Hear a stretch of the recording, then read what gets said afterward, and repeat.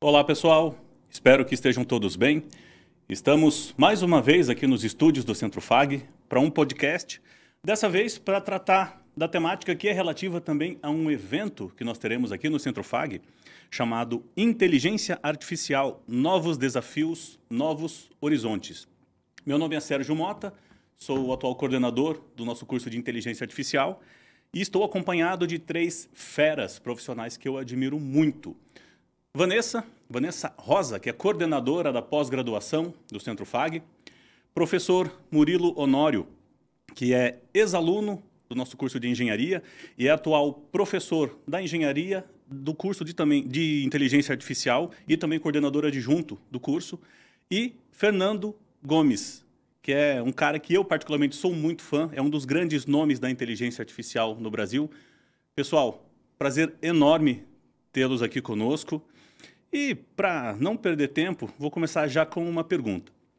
Fernando, você que tem acompanhado muito das discussões sobre a adoção da inteligência artificial no Brasil, seja nível educacional, seja para governo, conta para a gente qual é a sua percepção sobre isso. Como que o Brasil está hoje com relação à adoção da IA?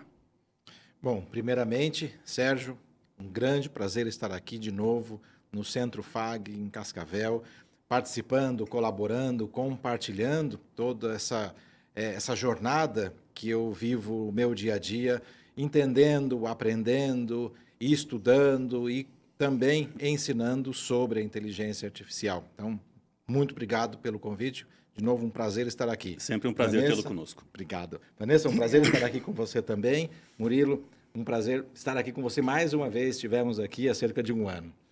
Mas, Sérgio, acho que o primeiro ponto que a gente tem que trabalhar é a divisão entre a inteligência artificial clássica e a inteligência artificial generativa.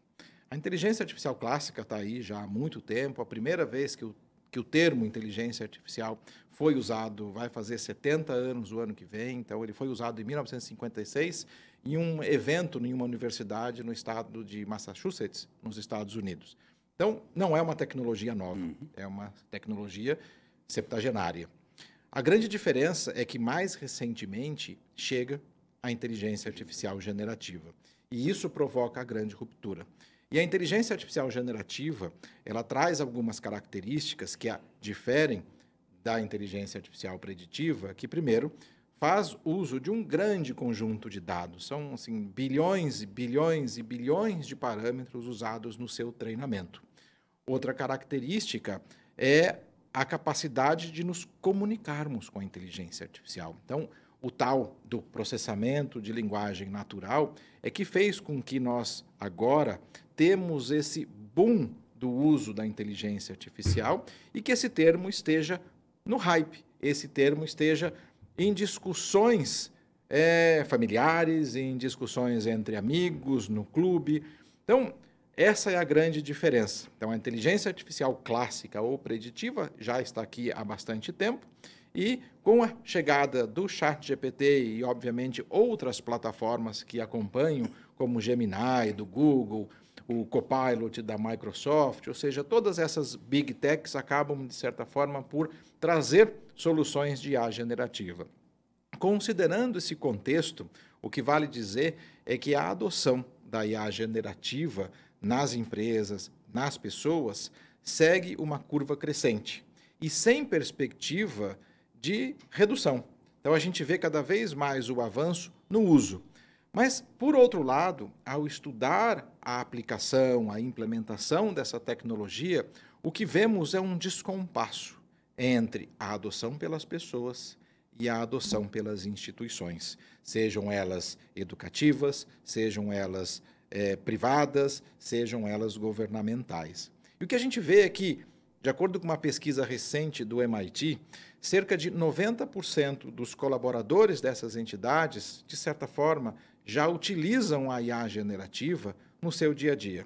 Seja para fazer o resumo de um texto, seja para contribuir para redigir um e-mail, para melhorar a escrita, a ortografia, a sintaxe daquela mensagem de texto. Mas, por outro lado, nós vemos que 40% das empresas acabam por adotar essa tecnologia. Então, esse é o primeiro descompasso. Poxa, se 90% das empresas, dos colaboradores utilizam e apenas 40% das entidades, de certa forma, implementam ou implementaram algo nesse sentido, como isso explica?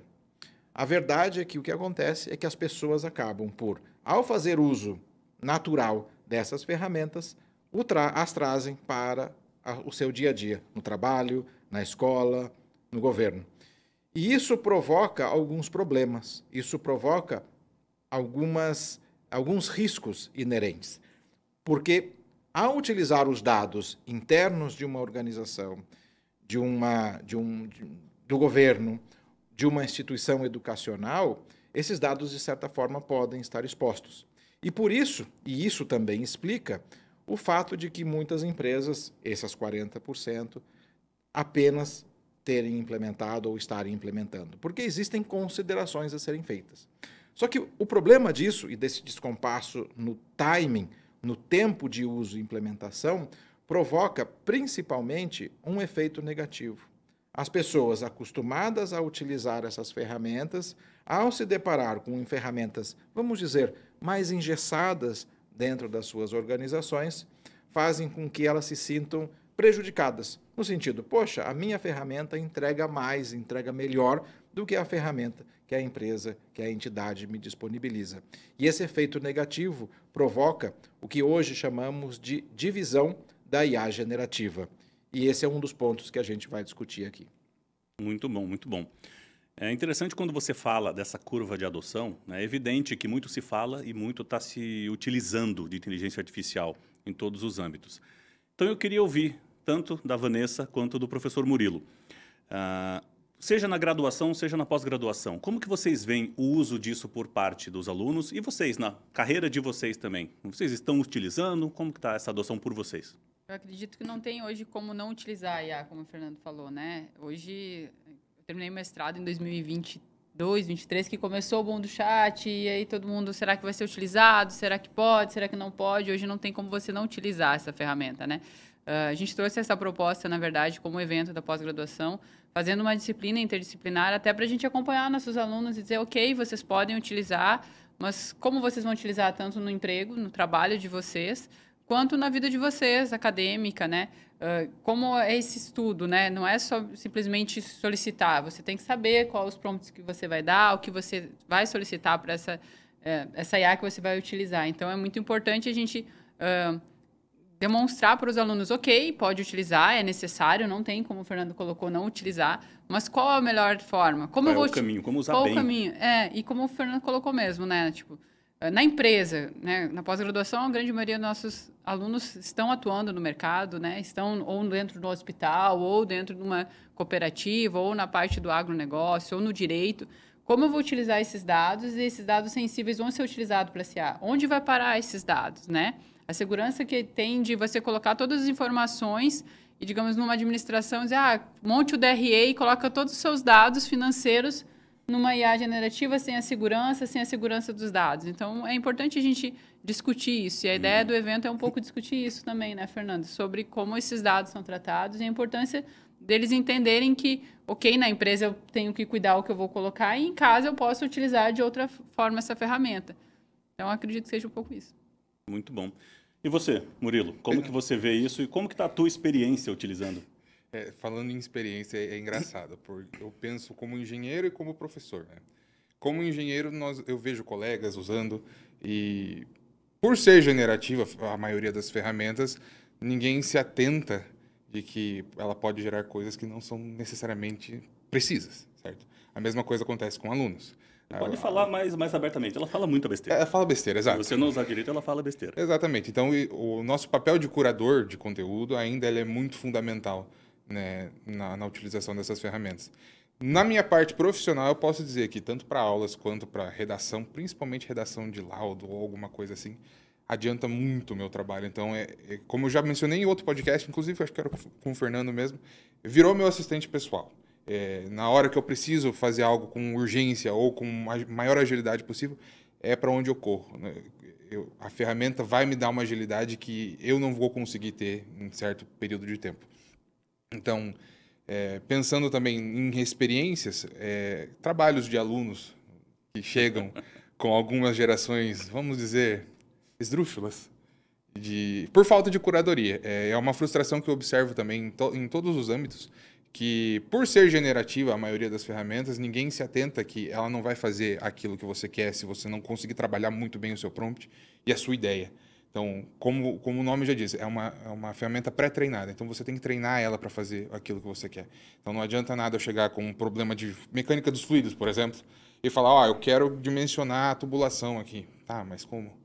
Qual parâmetro você quer usar? Você vai usar normas? Você não vai? Ninguém quer, todo mundo quer saber a resposta pronta. E é isso que eu vejo que tem gerado muita frustração, tanto no âmbito profissional quanto no âmbito estudantil. No mundo da tecnologia, a gente fala muito o garbage in, garbage out, né? Se você faz um input com lixo, vai sair lixo lá no final. Então tem muito dessa base de dados. Exatamente. Né? O dataset tem que ser robusto, tem que ser bom para que a gente consiga explorar alguma coisa dali. E vou aproveitar o gancho. O professor Murilo comentou sobre utilizar a ferramenta como um assistente pessoal, um agente. Fernando, ainda que de forma embrionária, a gente tem visto as instituições no Brasil tentarem entender que não é simplesmente um GPT, mas como transformar isso num agente que realmente traga resultado. Sei que temos pesquisas recentes que mostram que das empresas que estão investindo, majoritariamente elas não têm resultado com isso, resultado financeiro. Então, hoje a inteligência artificial ainda não dá lucro, pensando como desenvolvimento tecnológico ainda. De forma alguma, isso é uma razão para não usarmos, muito pelo contrário, né?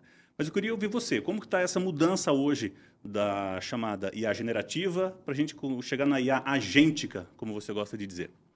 Esse é um ponto interessante, foi muito bom o Murilo ter trazido, porque hoje o nosso uso com as plataformas de inteligência artificial generativa resumem-se realmente a termos assistentes, que vão nos ajudar a fazer mais em menos tempo, escrever mais de forma correta, nos ajudar na preparação desse conteúdo.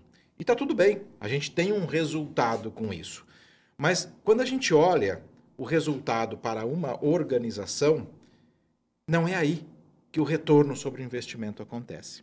Então, falando sobre essa pesquisa que você mencionou, Sérgio, trata-se de uma pesquisa trazida pelo MIT, agora, recente, há poucos meses, em julho desse ano, e trouxe um dado que chama a atenção. A gente sabe, o investimento em plataformas de IA generativa, tanto no seu desenvolvimento como na sua utilização, beira dezenas de bilhões de dólares. Apenas nos últimos 2 anos, seja, na verdade, de 2024 até agora em 2025. Então, são números assim, extremamente relevantes. Só que esse relatório traz um dado extremamente alarmante no sentido de que apenas 5% das empresas que chegaram na fase da implementação de ferramentas de IA generativa têm um retorno positivo. 95% têm um retorno zero, ou seja, fazem um investimento e não acabam tendo um uso significativo daquilo, um retorno sobre aquele investimento, ou como nós costumamos chamar de ROI, R-O-I.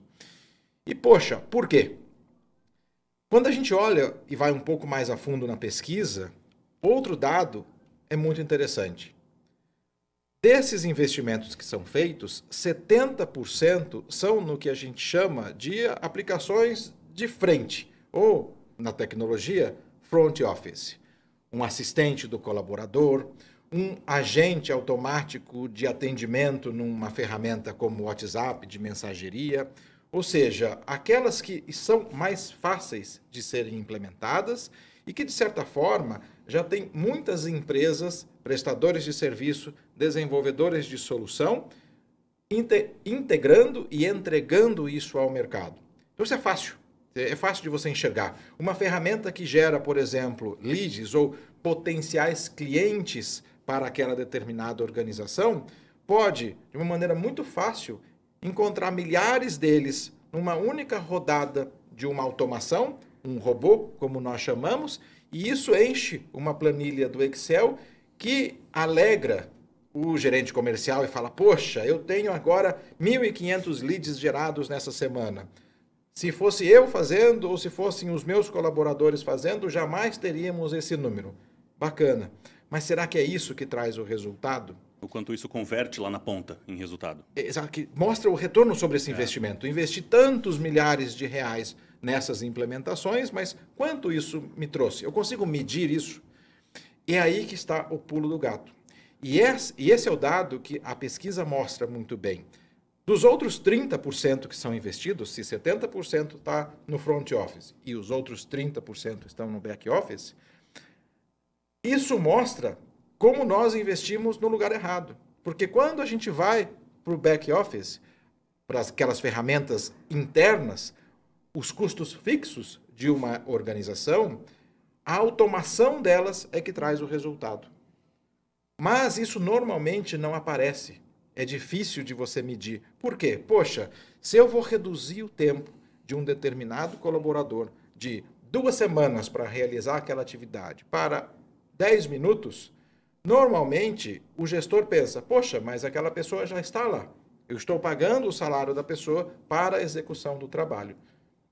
E aí que temos que fazer essa mudança, ou seja, fazer a passagem dessa divisão da IA generativa.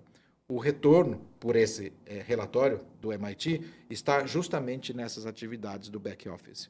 Uma automação de consolidação de faturas, por exemplo. Esse relatório traz um exemplo muito interessante. Um banco americano que, ao automatizar, através de agentes de inteligência artificial generativa, a sua conciliação financeira, trouxe um retorno de 300% sobre o investido naquela ferramenta. Então, isso mostra que o caminho que as organizações estão seguindo, que é o investimento nessas aplicações mais de front office e que aparecem, não é realmente o ideal. Não que não sejam úteis, elas são, mas o ideal é olhar para onde estão os custos fixos e ali aparecerá esse retorno sobre o investimento. Então, esse é o primeiro momento da pesquisa que mostra que, veja, há caminhos. A gente ainda pode fazer um uso muito significativo das plataformas de inteligência artificial generativa. Apenas estamos no caminho errado. Agora, sobra aquele receio. Poxa, mas se essa automação vai fazer o meu trabalho, olhando como um colaborador, que hoje gasto 2 semanas em 10 minutos, será que eu vou perder o meu emprego? E esse é o medo que tem que ser desmistificado. Eu sempre defendo que a inteligência artificial generativa, ela não substituirá a pessoa, o ser humano. Mas sim, esse ser humano será substituído por alguém, outra pessoa, que saiba usar as ferramentas de inteligência artificial generativa. Então, esse é o ponto. A inteligência artificial nunca substituirá a criatividade do ser humano. Apesar de chamarmos de IA generativa e ela gerar conteúdo, ela gera conteúdo sobre dados históricos, sobre o passado. O novo não será gerado. E é responsabilidade do ser humano, da humanidade, continuar essa atividade. Então, essa pessoa que antes gastava 2 semanas para executar uma tarefa e que agora, com essa automação, levará 10 minutos, poderá usar esse tempo restante para outras atividades que dependem da sua criatividade. Então, esse é o primeiro ponto. E esse relatório, apesar de ter sido muito utilizado de forma alarmista, dizendo, poxa, 95% das aplicações não trazem retorno, acabam por não levar para o outro caminho. Poxa, mas aquelas outras trazem retorno. Então, será que não é o momento de deixarmos de olhar especificamente e apenas para o front office, para olharmos para aquelas outras tarefas que podem ser automatizadas e até porque, sendo elas repetitivas, não são do interesse do colaborador fazer. Ou seja, ele definitivamente pode usar o seu tempo para outras atividades que causarão e trarão e sejam mais nobres, e melhores né? retornos. Usar energia boa para problema nobres. bom, eu gosto de dizer isso. Sim. E outra, a gente vem de uma outra geração que vai chegar no mercado, né? Uma geração que vem já extremamente digital, né? Que eles não se veem num outro, buscando de outra maneira, senão de forma digital e rápida, né? Então, eu acho que a IA generativa ela vem nisso também, né?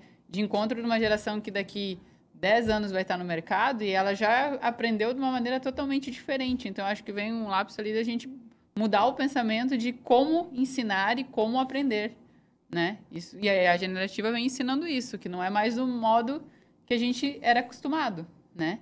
Tem que se pensar de uma maneira diferente. Eu acho que é isso que a gente busca, tanto na FAG, né, com alguns métodos de metodologias ativas, de aprendizado com os alunos, aprendizagem com os alunos, né? É diferente, né? Não tem como a gente cobrar deles não utilizar uma IA, né? Porque ele vai utilizar escondido, Sim. né? Então, é da gente colocar no manual. Hoje, na pós-graduação, a gente tem um manual que diz, ok, você pode utilizar a IA. Conduzi-lo para um uso coerente Utilize e correto. e coloque lá no final. Olha, foi utilizado né, para tais e tais momentos, né? Sim. E aí ele vai colocar para você do que você esconder, porque não existe hoje, eu acredito, um professor que não utilize uma IA em qualquer determinada, ou seja, para montar um slide, ou seja, para reestruturar as falas, né?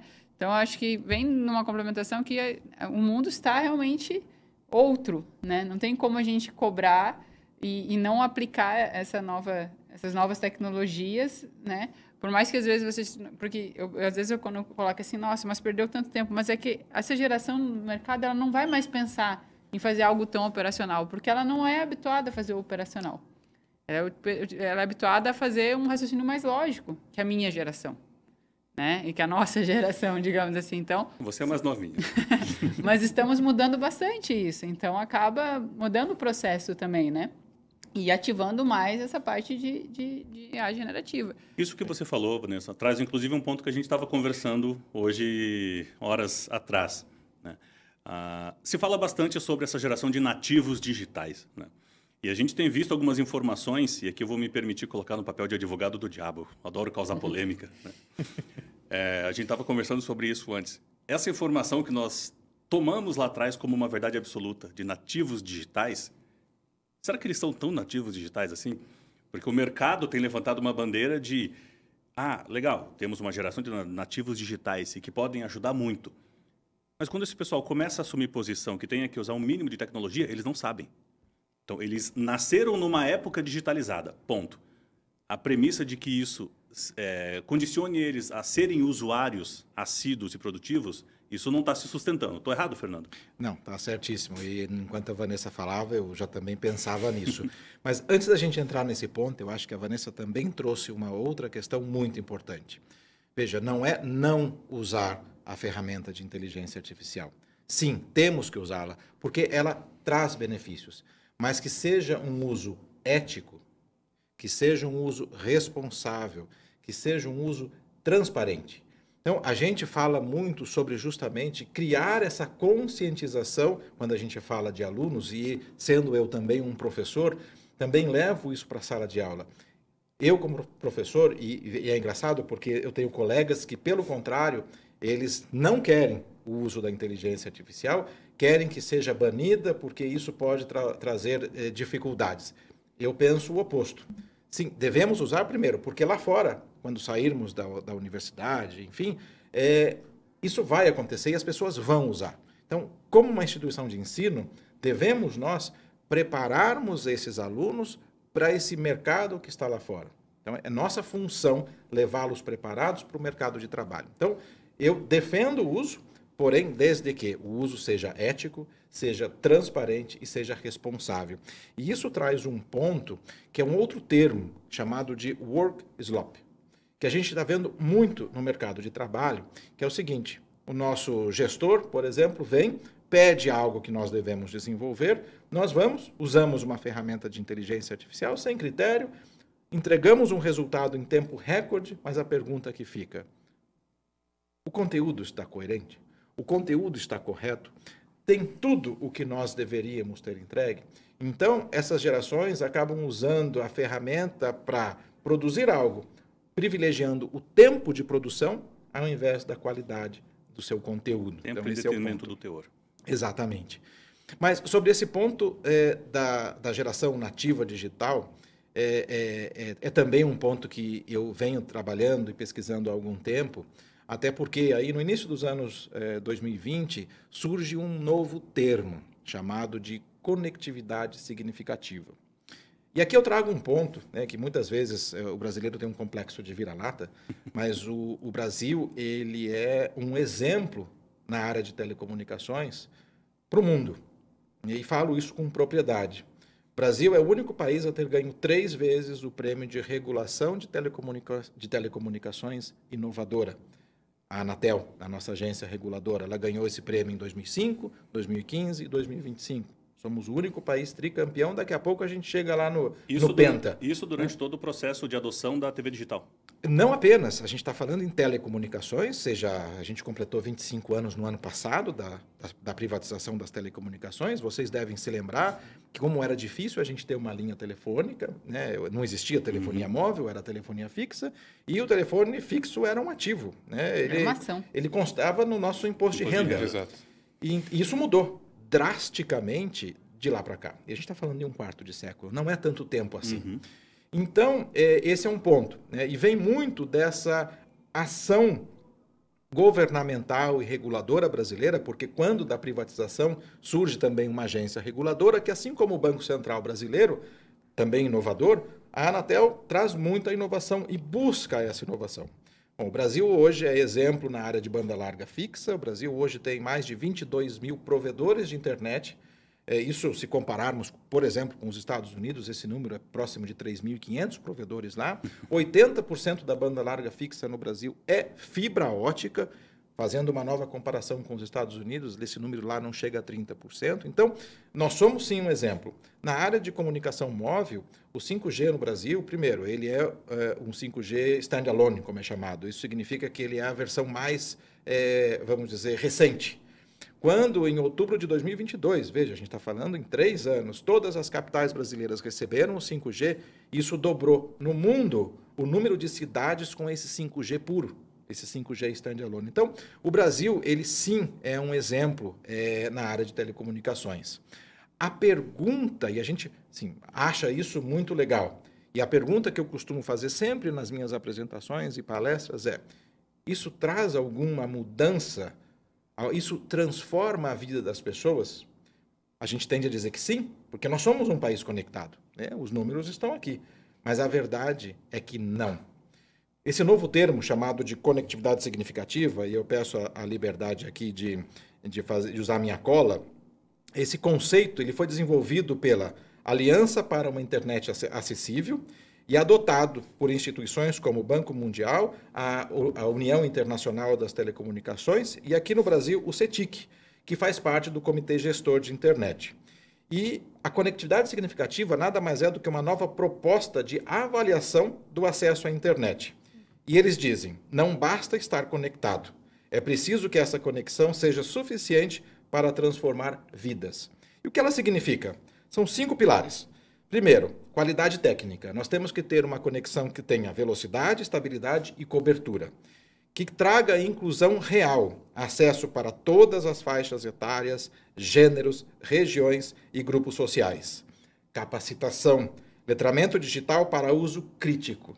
Olha a importância de ser crítico nesse sentido. E crítico no sentido de, eu não preciso acreditar em tudo que eu vejo. Eu tenho que ter o discernimento, a literacia para entender o que serve e o que não serve. É engraçado falar nisso, porque era um dos alertas. Eu também sou um pouco novo aqui. Quando eu comecei a usar a internet, era questão de 2005, se eu não me engano. E era um dos alertas que todos os pais faziam. De que cuidado com o que você vê na internet. E hoje nós vivemos isso novamente. Com a questão de fake news e o problema que isso causa. Muito bacana ver isso novamente. E redes sociais, Exato. E os vieses. Nós agora nas redes sociais, o algoritmo nos classifica e a gente fica em bolhas. Exato. E não vemos a diversidade. Mas só para concluir os 5 pilares, então a capacitação traz o letramento digital para uso crítico, produtivo e seguro. Além disso, tem que haver um propósito claro. A conexão como meio para a educação, saúde, trabalho, cultura, cidadania e expressão. E, por fim, segurança e ética. O direito de se proteger e de compreender os impactos do uso da tecnologia. Mas olha só, o CETIC, que é do CGI, ele concluiu uma pesquisa que foi lançada há poucos meses, que é a TIC Domicílios. É uma pesquisa que já acontece aí há mais de uma década, que traz detalhes do uso da internet no Brasil. E, obviamente, que há alguns anos, até porque o Brasil encampou o termo conectividade significativa agora, durante a sua presidência no G20, e buscou fomentar isso. E a pesquisa trouxe outro dado alarmante, assim como aquele dado do MIT, onde apenas 22% da sociedade brasileira faz um uso significativo da conectividade. 34% tem um menor índice. Gente, isso é muito grande. Existe um trabalho a ser feito que é muito mais do que passar fibra ótica como nós temos hoje, que é capacitar a nossa sociedade, conscientizar a nossa sociedade sobre o uso significativo dessa infraestrutura. E olha só, quando a gente estratifica isso em faixas etárias, nós temos índices piores na população mais idosa e na população mais jovem. Então, quando a gente fala dos nativos digitais, temos números para dizer que isso não existe. É balela. Sim, essa geração já nasceu tendo a conectividade. Nós não tínhamos. Nós não tínhamos internet. A internet começa em 2005, como o Murilo falou. Né? Um pouco antes, na verdade. Antes, é. A gente tinha nas universidades, a gente tinha isso disponível, mas se a gente olhar para quando, por exemplo, um dos primeiros provedores no Brasil, o UOL, que ainda hoje é um grande provedor de conteúdo, ele nasceu como um provedor de internet de escada. Exato. A gente tinha que discar. Veja, isso não existe mais. Né? Ou seja, ninguém sabe mais o que é discar, porque antes o telefone tinha um disco. Depois ele passou para a tecla, né? Mas a gente ainda falava internet discada, porque era como se nós discássemos aqueles números. E ele fazia se você telefone. Não podia usar o telefone. Exato. Se você me permite um comentário, esses dias eu usei em aula, na graduação, a expressão, caiu minha ficha. O pessoal ficou me olhando, ninguém sabia o que era caiu a ficha. Imagina, não existe eu tive mais que explicar orelhão. o que era um telefone público e o que era com ficha. Então, veja, é interessante porque, sim, essa geração nasce tendo a conectividade disponível, mas veja, não estão fazendo uso significativo. Veja, sou contra as redes sociais? Não, não é isso. Mas temos que ter discernimento e sermos críticos sobre aquilo que consumimos e sim usarmos para transformar as nossas vidas. E veja, a conectividade está aí. Como eu disse, o Brasil tem 80% da banda larga fixa em fibra ótica. Então, somos um país líder nesse sentido. O 6G está chegando em 2030. As gerações de comunicação móvel acontecem normalmente a cada década. Então, tivemos ali na década de 80, 90, e o Brasil foi reduzindo esse gap. Na década de 2020, no início dos anos 2020, quando o 5G foi, vamos dizer, normatizado, em 2021 nós já tínhamos o 5G aqui. Se voltarmos para trás no 1G, começou em 80, a telefonia móvel chegou no Brasil em 89, foram 9 anos de gap. Veja, o 6G, que chega em 2030, o Brasil faz parte da normatização. Então, o Brasil, repito, deixou de ser um seguidor para ser seguido em telecomunicações. Bacana, mas a gente tem um longo caminho para percorrer para levar a conectividade significativa para a nossa sociedade. Eu lembro que quando eu estava em regime escolar, eu lá na minha 4ª série, com a tia Estela, né, na disciplina de estudos sociais, a minha memória foi longe agora, a professora Estela falava que o problema da sociedade e da economia brasileira é que o brasileiro não tinha amplo acesso à informação. Acho que você deve ter ouvido algo semelhante, Fernando.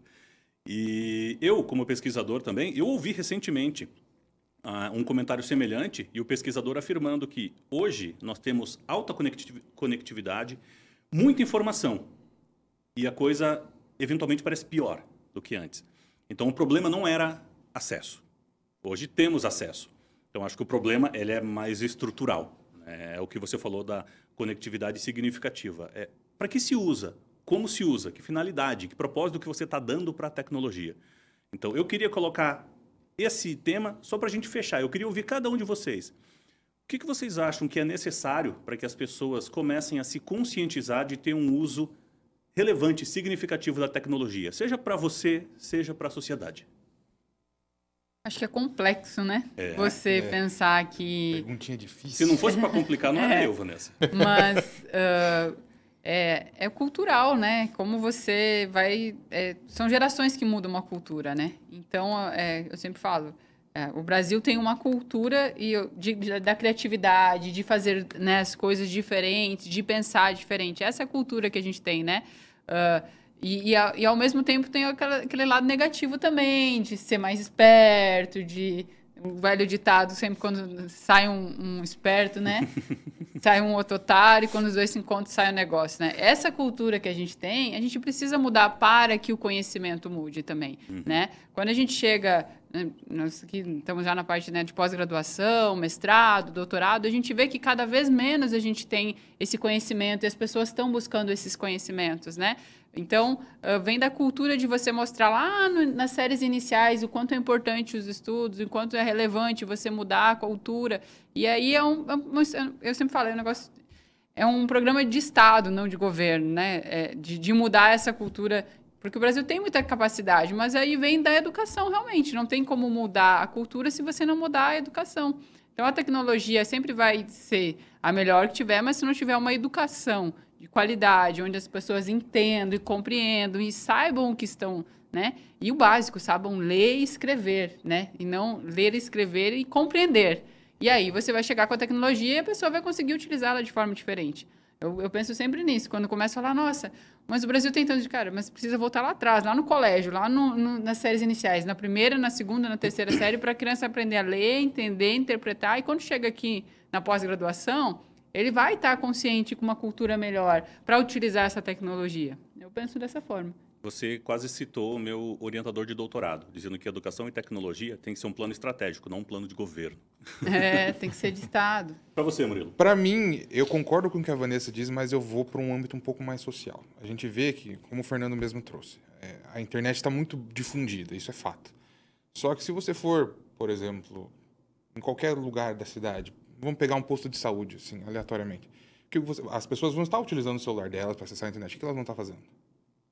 Eu tenho certeza que 90% delas vai estar jogando um tigrinho ou alguma coisa parecida. Então, eu vou para a parte social da qualidade desse acesso.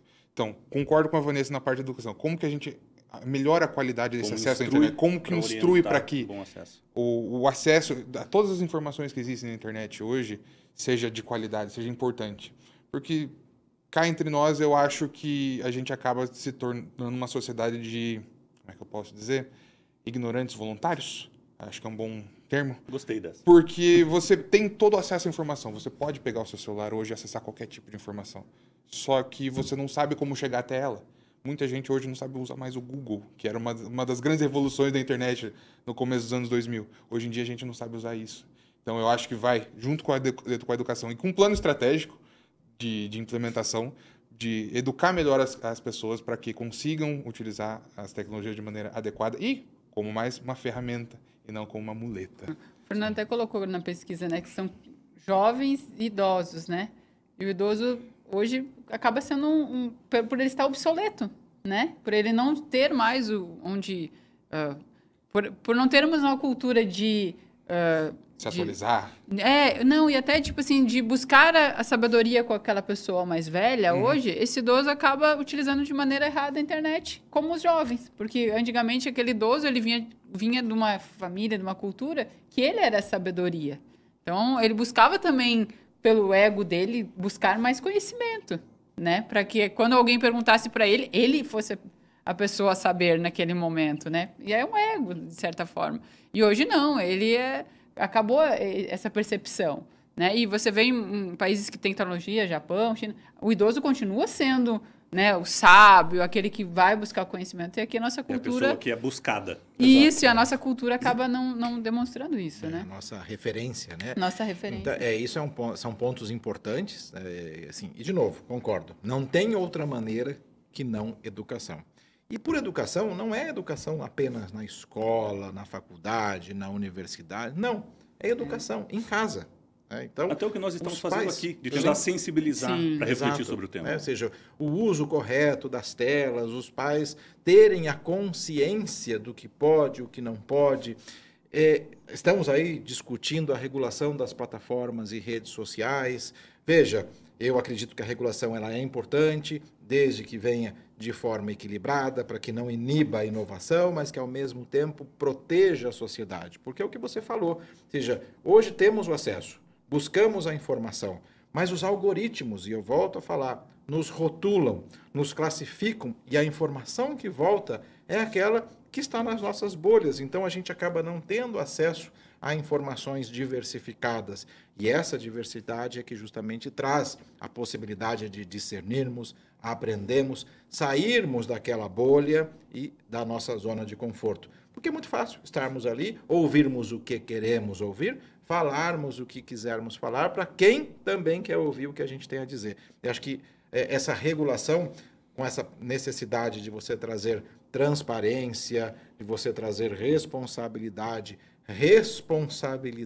para essas redes sociais, para essas plataformas digitais, tende, desde que bem feita, desde que não politizada, a trazer melhores resultados para que a gente busque essas informações. O Google, você disse bem, Murilo, antes a gente usava, e veja como já melhorou. Hoje, quem coloca uma pergunta no Google, já chega ali uma resposta aonde a inteligência artificial foi utilizada. Então, antes vinha um conjunto de informações que, poxa, passava a primeira página, a gente nem queria mais ver. Agora não. Vem um resumo sobre aquele assunto que a gente pesquisou e aquele resumo pode nos direcionar para outros pontos. Então, a própria busca na internet foi facilitada. E existem outras ferramentas de busca, né? Se a gente pegar o Perplexity, por exemplo, muito pouco se fala dessa ferramenta de IA, mas ela é espetacular. E não sei se vocês sabem, tem operadoras telefônicas que oferecem gratuitamente o plano profissional. Então, se você tiver a assinatura de uma determinada operadora, eu não vou fazer a propaganda aqui, mas temos 3, né? Ou seja, elas oferecem, junto com o plano de telefonia, um acesso profissional, o acesso pago, mas sem a necessidade de pagar, para esses usuários. Olha só, tá aí, e pouquíssima gente sabe. Então, esse tipo de informação que tem que circular. Outro ponto que você trouxe, Vanessa, é sobre a criatividade, né? Eu acho que o Brasil e o brasileiro, eu não sei se vocês sabem, mas quando a gente... E aí existem pesquisas para isso também, falando sobre países criativos, o Brasil é o 4º. Estamos atrás ali de Estados Unidos e tal, mas da Coreia e tal, mas o Brasil é o 4º.